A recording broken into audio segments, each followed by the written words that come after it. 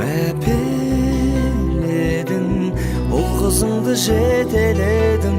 мақсатына көздеген жылы сөздерің жүрегімде өзің барда бұл өмірде жалым биік өзгеден анашымай көктегі күндей көктемгі гүлдей